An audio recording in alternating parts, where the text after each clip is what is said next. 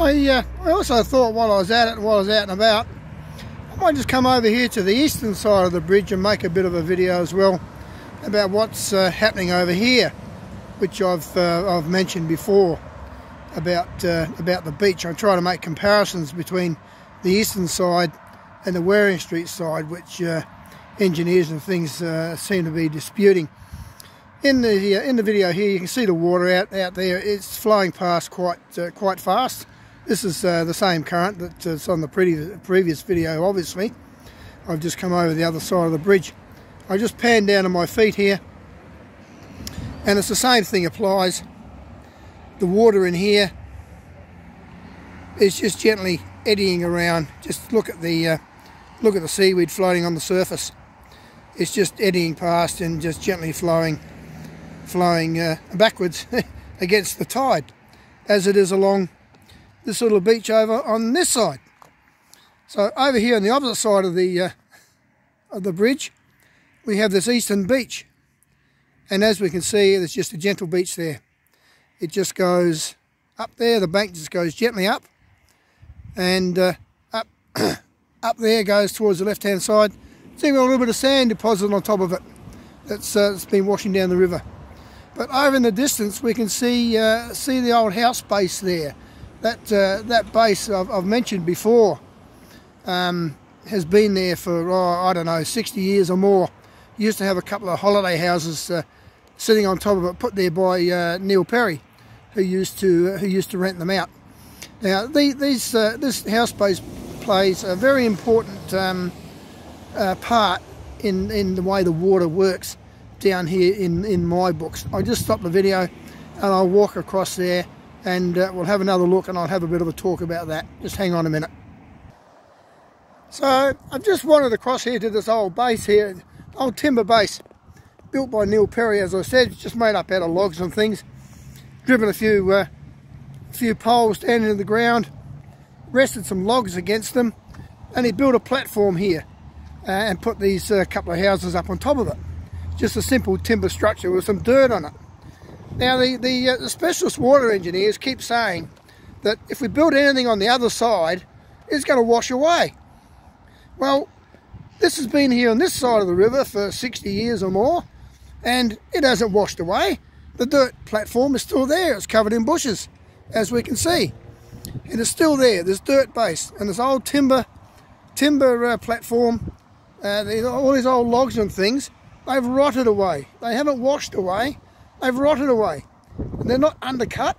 There's no erosive forces being working upon it like it is on the other side, like they will project on the other side. We're going to have all these erosive forces working upon a wall, and this is exactly what I'm saying for across on the other side.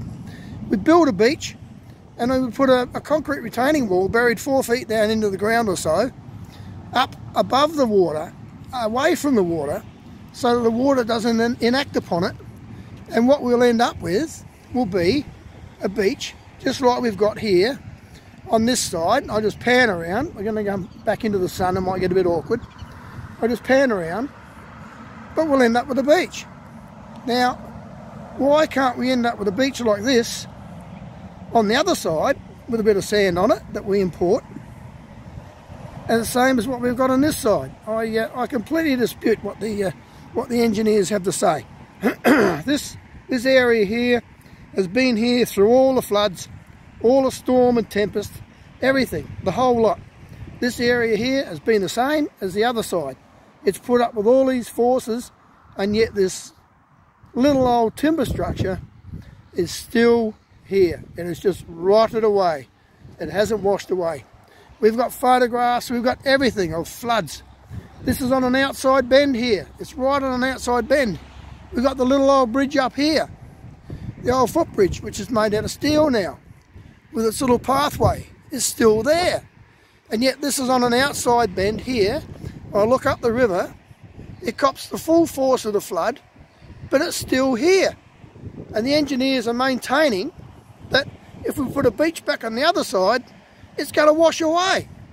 I can't work it out. I don't know where these people get this information from. But they're arguing against history. They're arguing against fact. And they're doing it from a bloody desktop as well. They haven't been down here and had a look, like I'm showing you now. They haven't been here and looked. They've done it all from a desktop. I continue to to dispute what these educated people have to say. So we'll show them these videos and see what they've got to say. I just stop here for a second and I'll walk up to the little footbridge there, and we'll have a look at the base there. Just hang on. So here I am. I've walked up to the pathway here, which comes in off the old platform where the houses were. This old pathway was built, I don't know when. It's been here for a million years, but as we can see, it's washed away.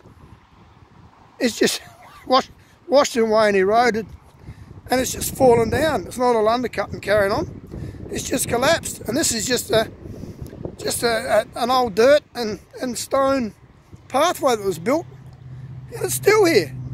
I don't know, I can't remember when this was built. It was built it was built ages ago, but it's still here, putting up with all these forces, all these huge forces, which are going to, according to the specialist engineers that we've had consulting with us, anything we build on the other side of the river is going to get destroyed, and yet this little structure is still here. It's just falling away. It's just washing away with the tides, with the floods.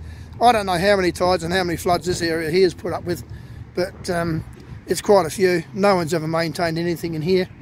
So I just pound around just for the hell of it, and we go back around, back in towards the sun. There's a canoe over there, and there's the south bank. You see the south bank over there they're talking about launching from. That's a good area. I launched my old putt-putt boat from over there. It's quite good.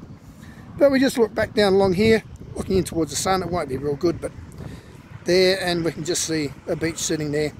And that's what I envisage for the other side. Just a gentle bank like that. You can just see how the bank gently comes out of the water and goes up. We put some sand on there, and it'll stay there. There's no worries. We can put a beach back, and like I said before, we can redevelop Port Noarlunga and Waring Street back into the aquatics hub, back into the way it always has been since the conception of the town, the birth of the town. It's always been aquatics down here, and it's not about covering the place with lawns and arts and events. But even arts and events are all okay. I mean, for the way I want to rebuild the area, the size of the car park I want, with a bit of beach, etc., blah blah blah blah blah, can still work with all the arts. There's no problems there.